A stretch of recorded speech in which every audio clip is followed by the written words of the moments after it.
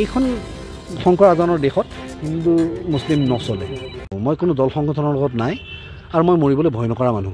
গতিকে যেতিয়াৰ পৰা এইখিনি কাম কৰিছোঁ তেতিয়া কোনোবাই কিবা আক্ৰমণ কৰে বুলি মই অকলে অকলে নিজে গাড়ীখন লৈ আহিছোঁ। মোৰ লগত মই মোৰ ড্ৰাইভাৰজনৰ জীৱনটো হেৰিত পেলোৱা নাই। মোক বডিগাৰ্ড নালাগে। এই যিখিনি মানুহ আছে এইখিনি মোৰ বডিগাৰ্ড। আৰু যদি বডিগাৰ্ড তেওঁলোকে যদি বডিটো মোৰ গাৰ্ড কৰিব নিবিচাৰে তেতিয়া মই মৰি যোৱাই ভাল। জাতি ধৰ্ম নিৰ্বিশেষে মানুহ থিয় হৈছে। কিন্তু হিন্দু মুছলিম অসমত কৰিব নোৱাৰে। মই আপোনাক কৈ দিলোঁ নোৱাৰে কৰিব। গতিকে আমাক দমন কৰিব নোৱাৰে, এইটো মিছা কথা।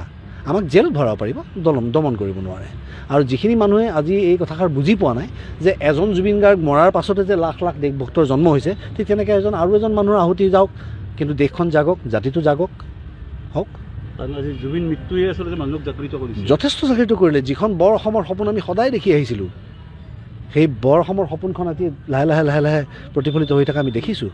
আজি জুবিন অনুৰাগী যেতিয়া থিয় হয় তাত জাতি ধৰ্ম নিৰ্বিশেষে মানুহ থিয় হৈছে। কিন্তু তাত অসমীয়া বঙালী হিন্দু মুছলিম নাই। হিন্দু মুছলিম অসমত কৰিব নোৱাৰে। মই আপোনাক কৈ দিলোঁ নোৱাৰে কৰিব। আমি যিটো সময়ৰ পৰা আমি ডাঙৰ হৈছোঁ নহয়, যেতিয়া টেকন'লজি নাছিলে তেতিয়া আমি বন্ধুত্বই কৰিছিলোঁ। তেতিয়া আমাৰ মোবাইল নাছিলে খেলিবলৈ, আমি বন্ধুৰ লগতে সময়। আৰু সেই বন্ধুকেইটাৰ ভিতৰত কোনকেইটা বন্ধু মুছলিম কোনকেইটা হিন্দু আমাৰ আজিলৈকে হিচাপ নাই। বহুত দেৰিকৈ আমি গম পাইছোঁ এই মুছলিম ল'ৰা বুলি।